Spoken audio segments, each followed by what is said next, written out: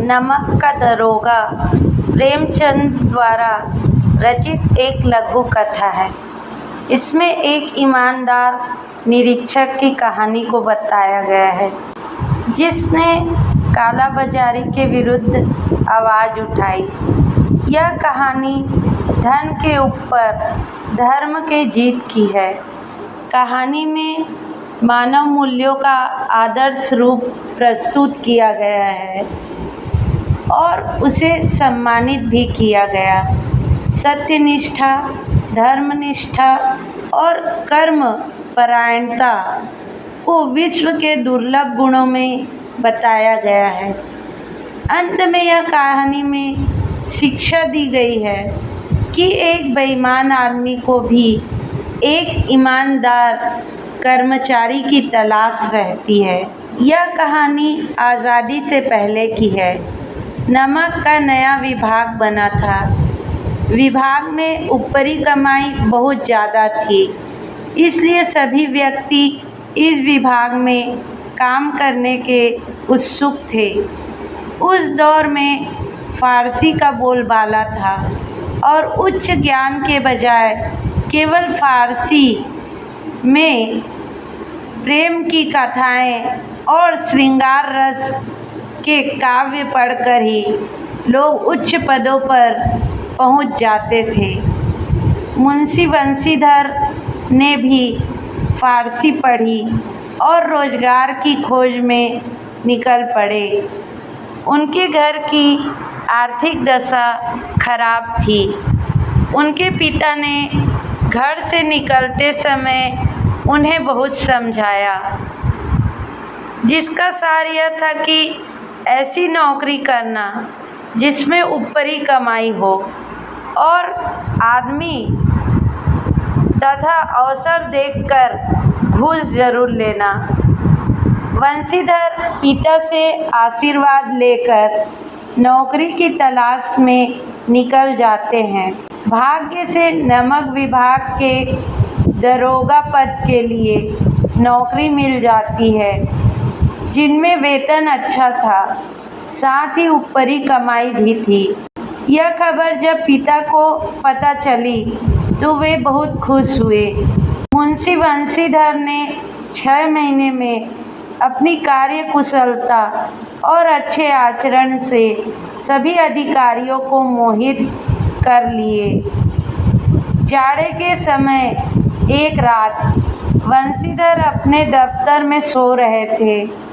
उनके दफ्तर से 1 मील पहले जमुना नदी थी, जिस पर नावों का पुल बना हुआ था। गाड़ियों की आवाज़ और मल्हारों की कोलाहल से उनकी नींद खुली। बंदूक जेब में रख और घोड़े पर बैठकर पुल पर पहुँचे। वहाँ गाड़ियों की एक लंबी कतार पुल पार कर रही थी। उन्होंने पूछा, किसकी गाड़ियाँ हैं? तो पता चला पंडित आलोपीदीन की है। मुंशी बंशीधर चौंक पड़े। पंडित आलोपीदीन इलाके के सबसे प्रतिष्ठित जमींदार थे। लाखों रुपए का व्यापार था। बंशीधर ने जब जांच किया तब पता चला कि गाड़ियों में नमक के ढेले के बोरे हैं। उन्होंने गाड़ियां रोक ली। पंडित जी को यह बात पता चली तो वह अपने धन पर विश्वास किए बंशीधर के पास पहुँचे और उनसे गाड़ियों के रोकने के बारे में पूछा। पंडित जी ने बंशीधर को रिश्वत देकर गाड़ियों को छोड़ने को कहा, परंतु बंशीधर अपने कर्तव्य पर अडिग रहे और पंडित जी को गिरफ्तार करने का हुक्म दे दिया। पंडित जी आश्चर्यचकित रह गए। पंडित जी ने रिश्वत भी बढ़ाया, परंतु बंशीधर नहीं माने और पंडित जी को गिरफ्तार कर लिया गया। अगले दिन यह खबर हर तरफ फैल गई कि पंडित आलोपीदीन के हाथों में हथकड़ियाँ डालकर अदालत में लाया गया। हृदय में ग्लानि और क्षोभ और लज्जा से उनकी गर्दन झुकी हुई थी। सभी लोग चकित थे कि पंडित जी कानून की पकड़ में कैसे आ गए। सारे वकील और गवाह पंडित के पक्ष में थे। बंशीधर के पास केवल सत्य का बल था। न्याय की अदालत में पक्षपात चल रहा था। मुकदमा तुरंत समाप्त हो गया। पंडित आलोपीदीन को सबूत के अभाव में रिहा कर दिया गया। बंशीधर के उद्दंडता और विचारहीनता के बर्ताव पर अदालत ने दुख जताया, जिसके कारण एक अच्छे व्यक्ति को कष्ट झेलना पड़ा। भविष्य में उसे अधिक होशियार रहने को कहा गया। पंडित आलोपीदीन मुस्कुराते हुए बाहर निकले।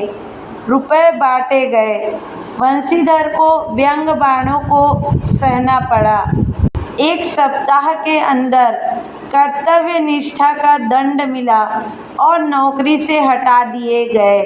पराजित हृदय शोक और खेद से व्यथित अपने घर की ओर चल पड़े। घर पहुँचे तो पिताजी ने कड़वी बातें सुनाई। वृद्ध माता को भी दुख हुआ। पत्नी ने कई दिनों तक सीधे मुंह बात तक न की। एक सप्ताह बीत गया। संध्या का समय था। बंशीधर के पिता राम नाम की माला जप रहे थे। तभी वहां एक सजा हुआ एक रथ आकर रुका। पिता ने देखा पंडित आलोपीदीन है। झुककर उन्हें दंडवत किया और चापलूसी भरी बातें करने लगे। साथ ही अपने बेटे को कोसा भी। पंडित जी ने बताया कि उन्हें कई रईसों और अधिकारियों को देखा और सबको अपने धन बल पर गुलाम बनाया। ऐसा पहली बार हुआ जब कोई व्यक्ति ने अपनी कर्तव्य निष्ठा द्वारा उन्हें हराया हो। बंशीधर ने जब पंडित जी को देखा तो स्वाभिमान सहित उनका सत्कार किया। उन्हें लगा कि पंडित जी उन्हें लज्जित करने आए हैं, परंतु पंडित जी की बातें सुनकर उसके मन का मैल मिट गया और पंडित जी की बातों को उनकी उदारता बताया। उन्होंने पंडित जी को कहा कि उनका जो हुक्म होगा वे करने को तैयार हैं। इस बात पर पंडित जी ने स्टाम्प लगा हुआ एक पत्र निकाला और उसे प्रार्थना स्वीकार करने को बोला। बंशीधर ने जब यह कागज पढ़ा तो उसमें पंडित जी ने बंशीधर को अपनी सारी जायदाद का स्थायी मैनेजर नियुक्त किया था। कृतज्ञता से बंशीधर की आंखों से आंसू निकल आए और उन्होंने कहा कि वे इस पद के योग्य नहीं हैं। इस पर पंडित जी ने मुस्कुराते हुए कहा कि उन्हें अयोग्य व्यक्ति ही चाहिए।